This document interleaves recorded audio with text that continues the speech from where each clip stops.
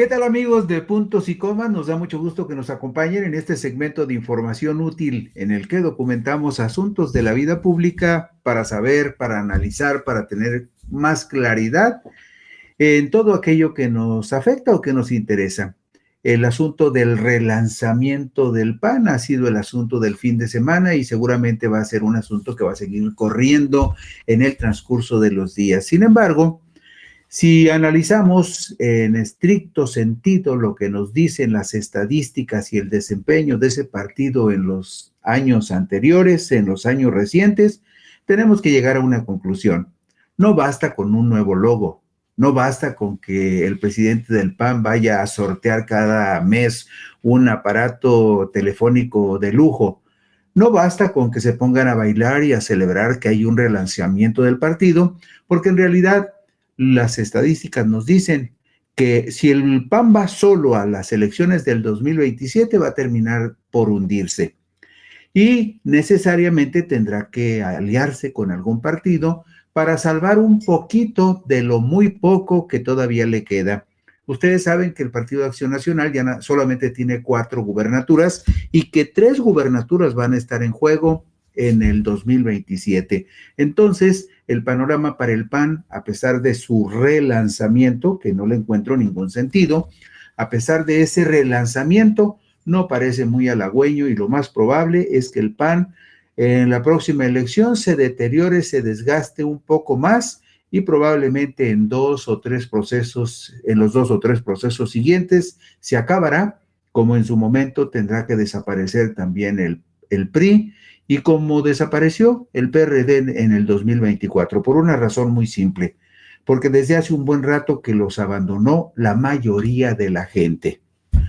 Fíjese usted, hubo panistas que alguna vez soñaron con ser grano de trigo en el molino de la historia para que a otros les tocara la harina y el buen pan.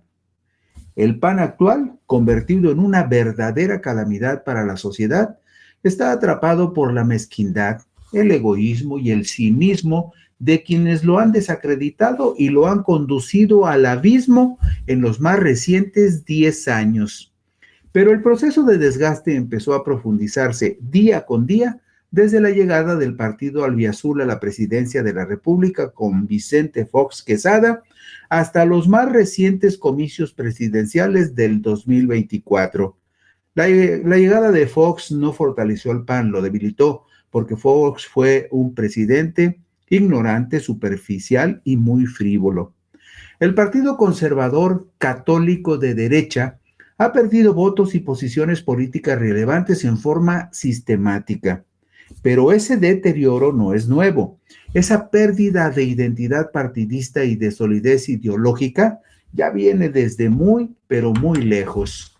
El pasado sábado 18 de octubre del 2025, el presidente nacional del PAN, Jorge Romero Herrera, anunció el relanzamiento del partido, con una visión que calificó de moderna, cercana y basada en los valores de patria, familia y libertad. Y lo más significativo del evento fue el cambio del logotipo del partido albiazul y la presencia de la misma cofradía que desde hace una década tiene secuestrado al PAN y lo ha conducido al abismo. El conservadurismo fascista y demagógico, la manipulación de la religión, el materialismo de los que acuden al espíritu para defender injustamente el dinero, son dentro de Acción Nacional frutos naturales del abandono de la educación política, que fue causa sincera de la existencia del PAN original. Esta lapidaria, sólida, seca como una roca, frase que estalla en el rostro de los panistas.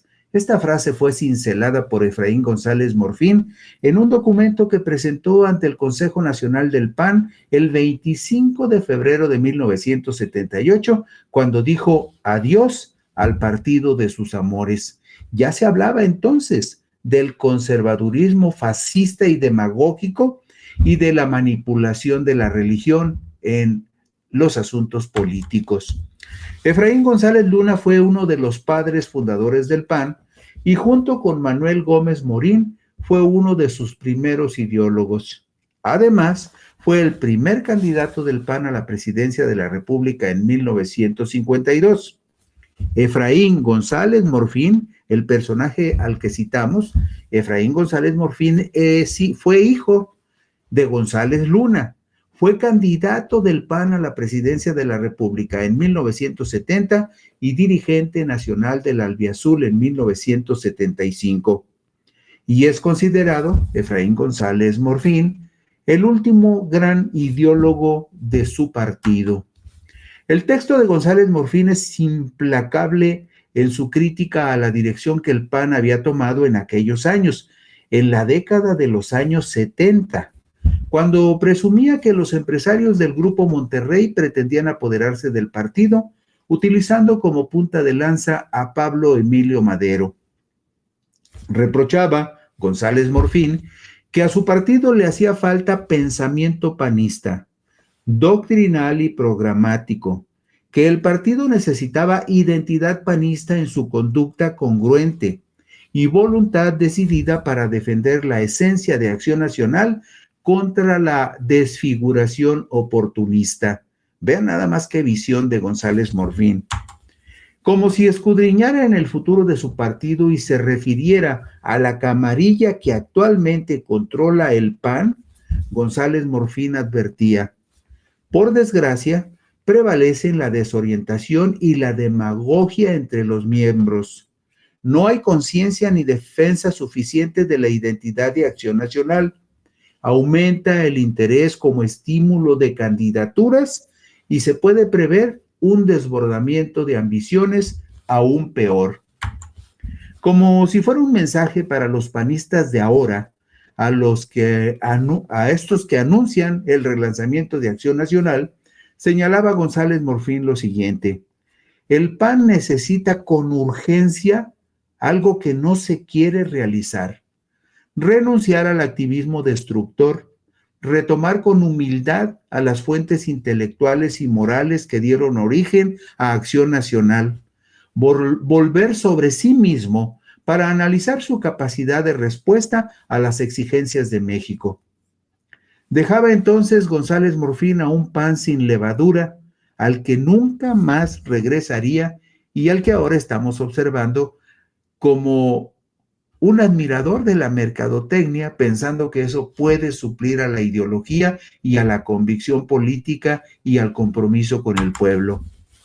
El dramático hundimiento del PAN está escrito en las crónicas de las últimas 5 elecciones presidenciales. Cuando el PAN llegó al poder con Vicente Fox Quesada y en alianza con el Partido Verde Ecologista de México, a lo mejor ahí fue donde se saló, sumó casi 16 millones de sufragios para llevarse la victoria. 2 décadas después, apenas rebasó los 9 millones de votos en las urnas durante la contienda de junio del 2024. Vamos a ver rapidito la cronología de estas elecciones para que usted vea, con base en los números oficiales de los dictámenes y la calificación de las elecciones presidenciales, cómo se fue desmoronando el PAN. Vemos la diapositiva número 9. Aquí vemos que el PAN, junto con el Partido Verde, suma 15.988.545 votos. Por ahí aparece ya Cuauhtémoc Cárdenas en los comicios del 2000 con 6.259.018 votos. Y otros personajes como, por ejemplo, Gilberto Rincón Gallardo o Manuel Camacho Solís, con el Partido del Centro Democrático, por ejemplo, en este caso. Pero vamos a la diapositiva 10. Aquí en la diapositiva 10, vea usted como de 15.988.000, o sea, casi 16 millones, 6 años después, en los comicios del 2006, Felipe de Jesús Calderón Hinojosa le gana en una truculenta final a Andrés Manuel López Obrador por una diferencia menor a un punto porcentual. Pero lo notable es que el PAN pierde 1 millón de votos entre una elección presidencial y la siguiente, 14.916.927 votos. 1 millón de votos perdió entre el proceso electoral del 2000 y el 2006. En la diapositiva número 11 vemos los resultados de los comicios para presidente de la República del 2012 y ahí ya es muy evidente el desgaste del Partido Acción Nacional.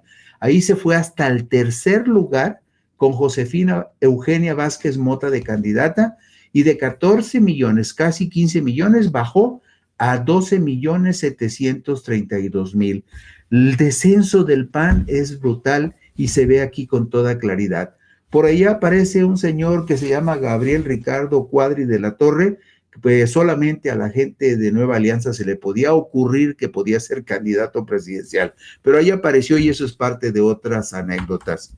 Y vamos a la diapositiva 12, porque en esta diapositiva 12 vemos la caída permanente del PAN de 12.732.000 votos a 9.994.000 votos, lo que lleva al PAN a un porcentaje del 17.65 y se mantiene en el segundo lugar como fuerza política el PAN por una sola razón, porque el PRI se desmoronó más rápido que el PAN en estos últimos 10 años.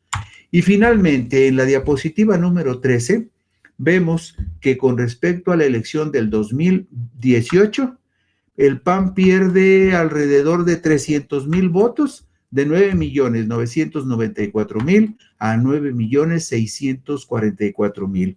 Aquí tiene usted la crónica muy clara, muy concreta y muy detallada de cómo el poder y la llegada del PAN al poder no lo enriqueció, lo empobreció y lo desnudó ante los ciudadanos, de tal manera que elección tras elección, los ciudadanos fueron abandonando al Partido Acción Nacional.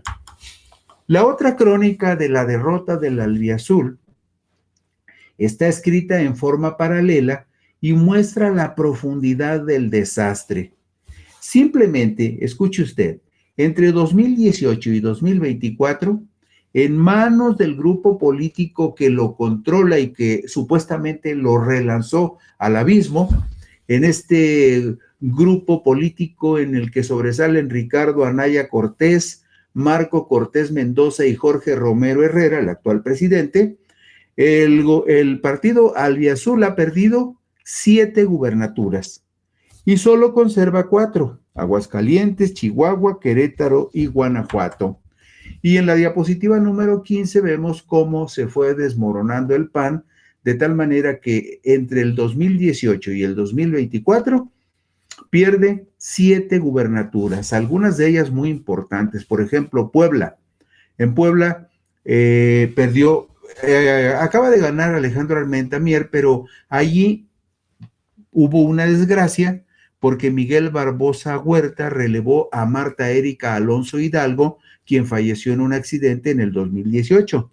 Pero también Miguel Barbosa murió en el 2022 y lo tuvo que relevar Sergio Salomón Céspedes Peregrina, a quien relevó Alejandro Armenta Mier. Pero Puebla lo perdió el PAN en el 2019 en unas elecciones extraordinarias. También perdió Baja California. Jaime Bonilla Valdés le ganó al panista Francisco Vega de la Madrid en el 2019 y le quitó la gobernatura. En Baja California Sur también Víctor Castro Cosío le ganó la gubernatura y relevó al panista Carlos Mendoza Davis. Miguel Ángel Sánchez Navarro en Nayarit relevó a Antonio Echevarría García, Morena por el PAN. En todos los casos que estamos viendo, excepto en el caso de Durango, Esteban Alejandro Villegas Villarreal del PRI relevó a José Rosa Saizpuro del PAN en el estado de Durango en los comicios del 2022, pero lo hizo también formando parte de esa coalición del PRI con el PAN. Y en Yucatán, apenas el año pasado, en junio, Joaquín Jesús Díaz Mena llegó a la gubernatura para relevar a Mauricio Vila Dosal. Este grupo que encabeza el PAN, este grupo que relanza al PAN, es el que entre el 2018 y el 2024 ha perdido 7 gubernaturas. Sin embargo, en el 2027, cuando se contenderá en el país por 17 gubernaturas, este es un paquetote grandísimo, 17 gubernaturas van a estar en juego en el 2027. 3 de las 4 gubernaturas que todavía conserva el PAN van a estar en juego. Y hay muchas posibilidades de que el PAN pierda las gubernaturas de Chihuahua y la gubernatura de Querétaro. Vemos en la diapositiva 17 cuáles son las 12 gubernaturas que están en manos de Morena que se van a relevar en el 2027, Michoacán, Baja California, Guerrero, Sinaloa, Sonora, Zacatecas, Tlaxcala, Nayarit, Campeche, Baja California Sur, Colima y Quintana Roo. Recuerde que mañana, a partir de mañana, usted puede buscar el video de puntos y comas, lo puede ver con calmita, le pone pausa ahí donde está esta tabla y ya puede usted ver en detalle la tabla de las 12 gubernaturas que el partido Morena va a poner en juego y que van a estar en juego en el 2027. Pero en este caso, en la diapositiva 18, vemos los 5 estados administrados por el Partido Verde, por Movimiento Ciudadano y por el PAN, 5 estados donde también va a haber elección de gobernador. Ahí ve usted, por ejemplo, San Luis Potosí, donde Ricardo Gallardo Cardona, del Partido Verde, quiere dejar la herencia de la gubernatura a su esposa, que actualmente es senadora. En el caso de Chihuahua, María Eugenia Campos Galván está haciendo lo suficiente para poner en riesgo la posibilidad de que el PAN conserve esa gubernatura. En Querétaro también hay riesgo de que Mauricio Curi González le tenga que entregar a un político de otro partido, y creo que de las 3 gubernaturas que el PAN pondrá en juego en el 2027, solo Aguascalientes podrá retener y probablemente pierda Chihuahua y Querétaro. Y también en el estado de Nuevo León, Movimiento Ciudadano pondrá en juego la gubernatura que actualmente tiene Samuel Alejandro García Sepúlveda. Y fíjese que en Nuevo León el PAN tendría una buena oportunidad. Si el PAN hiciera una coalición electoral con Movimiento Ciudadano, es muy, muy probable que pueda ganar esa gubernatura, aunque perdiera Chihuahua y Querétaro. Por lo tanto, se quedaría con Aguascalientes y tendría la posibilidad de ganar Nuevo León y conservar también Guanajuato. Guanajuato se juega hasta el 2030 y actualmente ahí gobierna Livia Denise García. Usted sabe que ganó apenas el año pasado la gubernatura, pero de las 4 gubernaturas del PAN, 3 van a estar en juego en el 2027, y Chihuahua y Querétaro no va a ser un paseo por las nubes para el PAN. Quizá nada más salve sin problemas Aguascalientes, pero tendría el consuelo de aspirar a triunfar por la gubernatura de Nuevo León si hace una alianza con Movimiento Ciudadano. No existe algún indicio de que el llamado relanzamiento vaya a mejorar la situación crítica del PAN. Los números son muy ilustrativos de su permanente declinación. Anunció su presidente Romero Herrera que solo de manera excepcional aceptarán aliarse con algún otro partido, que podría ser Movimiento Ciudadano, pues ha expresado muy claramente que no le emociona revivir la coalición prianista. Pero también es claro que por la libre, sin coalición, será muy difícil que el PAN pueda obtener triunfos de mayoría, retener sus gubernaturas o ganar alguna más, como pretendería en el caso de Nuevo León. Vea usted estos datos que le voy a dar. En 2018, el PAN solo ganó de manera independiente con sus propias fuerzas 3 de 300 distritos electorales de mayoría en el país. En el 2021 tuvo un ligero respiro y se apuntó 33 victorias de mayoría de las 300 que estuvieron en juego. Pero en el 2024 se fue nuevamente al fondo del pozo, pues apenas rescató 3 victorias de mayoría de las 300 posibles por las cuales compitió. Aquí la pregunta obligada es, ¿a poco creen que con ese relanzamiento van a mejorar ese promedio? ¿3 de 300? No veo cómo. Bueno, el único estado en el cual el PAN tiene posibilidades de triunfar es Aguascalientes. Quizás será su victoria más importante en el 2027, pero enfrentará un panorama muy complicado en 2 entidades clave donde no podrá aspirar al triunfo si no va en alianza con Movimiento Ciudadano. Y viceversa, si Movimiento Ciudadano no va en alianza con el PAN, también se las va a ver muy negras en los comicios para renovar la Cámara de Diputados en el 2027. Vea usted la diapositiva 22. Aquí vemos que en Aguascalientes el promedio que tiene el PAN, PRI, PRD, aunque pues ya el PRD no existe y el PRI le han hecho fuchi los panistas, pero aún sin el PRI, sin el PRD, el PAN tendría suficiente fuerza. Sumó en las pasadas elecciones 51.4% de porcentaje de promedio de elección contra 37.25% de Morena. Y vea usted en el estado, en Aguascalientes, hay 3 diputaciones federales. Solito el PAN ganó una y en alianza con PRI y PRD ganó las otras 2. Pero haga de cuenta usted que aquí compitió solo el PAN y ganó prácticamente las 3 diputaciones. Creo que es el único estado de los 32 de la República donde el PAN tendría posibilidades de ganar distritos por el principio de mayoría relativa. Y se podría también con sus propias fuerzas conservar la gubernatura. En la diapositiva número 23 vemos el caso de Nuevo León. Vea usted los recuadros que puse arriba a la izquierda. Morena, PT y Partido Verde en los comicios de junio del 24 lograron una suma de promedio del 34.63%. 34.63%. PAN, PRI y PRD, 36.76%. Y Movimiento Ciudadano, 26.05%. Aquí la cuestión es muy simple.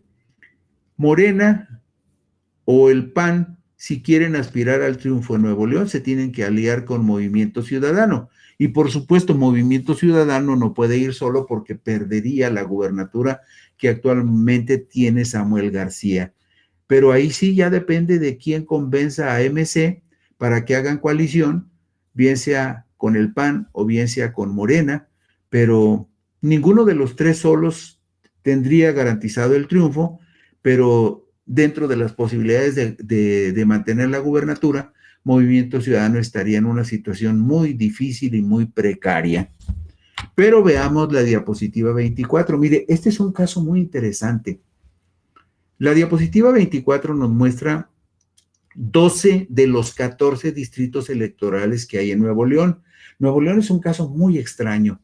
12 de los 14 distritos electorales de Nuevo León tienen cabecera en los municipios conurbados con Monterrey, es decir, en la zona metropolitana de Monterrey hay 12 de 14 distritos.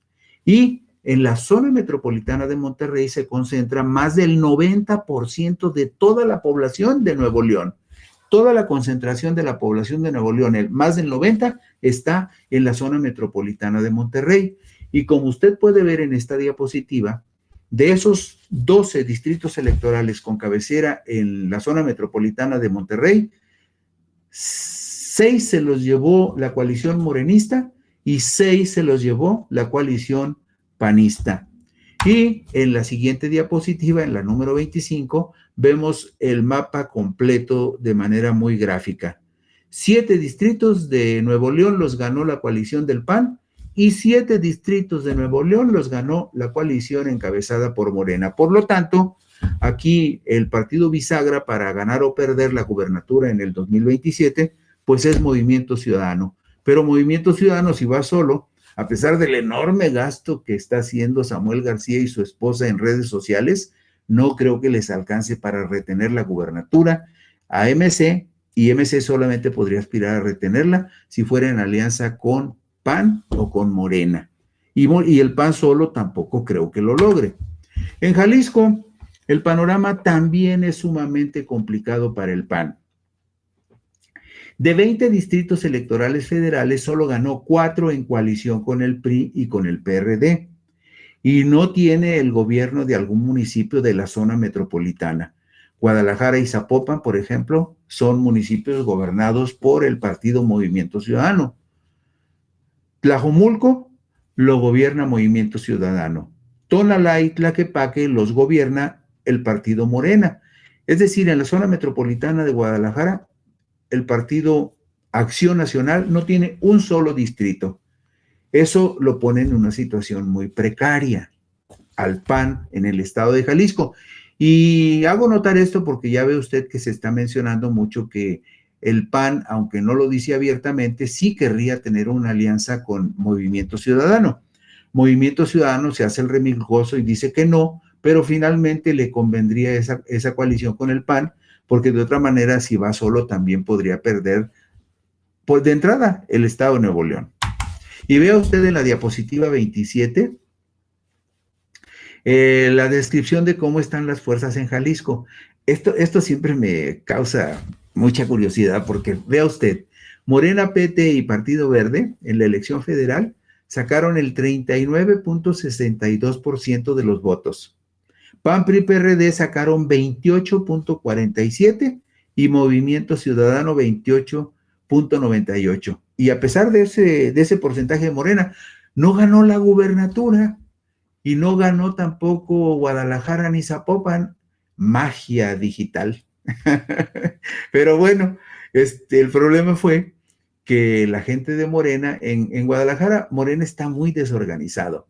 Hay pequeños cacicazgos y por ahí el senador de Morena se ha convertido en un factor de discordia, pero el asunto es que Morena tiene respaldo popular en Jalisco, pero como llegó muy desorganizado a la elección de gobernador del 24, pues no pudo probar las irregularidades que se cometieron.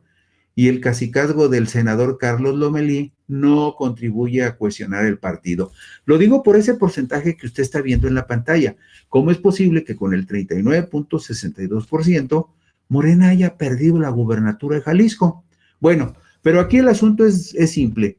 El PAN y Movimiento Ciudadano se necesitan en Jalisco para ganar las diputaciones federales en la disputa del Congreso. Vea usted la diapositiva 28. En la diapositiva 28 vemos que en la zona metropolitana de Guadalajara se concentran 12 de los 20 distritos electorales de Jalisco. 12 de los 20 distritos electorales de Jalisco están en la zona metropolitana de Guadalajara. Y en la zona metropolitana de Guadalajara se concentra más del 60% de toda la población del estado de Jalisco. Y vea usted en esta diapositiva, de las 12 diputaciones federales en la zona metropolitana, el PAN ganó 2, la coalición morenista ganó 10 y Movimiento Ciudadano no ganó ninguno, pero ganó la alcaldía de Guadalajara.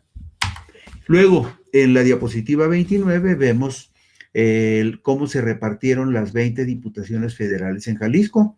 Vea usted, Morena ganó ganó 15 de las 20 diputaciones federales en Jalisco. 15 de las 20 diputaciones federales en Jalisco. El PAN ganó 4, Zapopan, Guadalajara, los distritos más conservadores. Zapopan, el distrito 10 es el distrito donde vive la gente más rica de la zona metropolitana. El distrito 8 es un distrito muy conservador. El distrito 3 de Tepatitlán es un distrito que históricamente ha controlado el PAN porque es muy conservador también, y lo mismo La Barca. Pero aquí otra vez la pregunta, ¿cómo es posible que Morena haya ganado 15 de 20 distritos electorales, que Movimiento Ciudadano solamente haya ganado 1, el distrito 2 de Lagos de Moreno, y aún así Morena no ganó la gubernatura? Porque no supieron defender, no supieron documentar y probar las irregularidades que se cometieron. Pero aquí lo que quiero resaltar es que MC y el PAN se necesitan también en Jalisco, que es la tercera entidad más importante de la República después del Estado de México y de la Ciudad de México por el número de habitantes y el volumen de votos que aportan. Y como usted ve, de nada le va a servir la refundación al PAN, porque los números, las estadísticas nos dicen que están hundidos y que de 3 gubernaturas que van a jugarse, 3 gubernaturas panistas que se van a jugar en el 27, el PAN podría perder hasta 2. Y quién sabe cuántos distritos electorales va a ganar, porque en la elección del 24, de los 300 distritos electorales federales, solamente ganó 3 por el principio de mayoría relativa. Y con esto terminamos hoy puntos Y comas, gracias, buenas noches, descansen ustedes.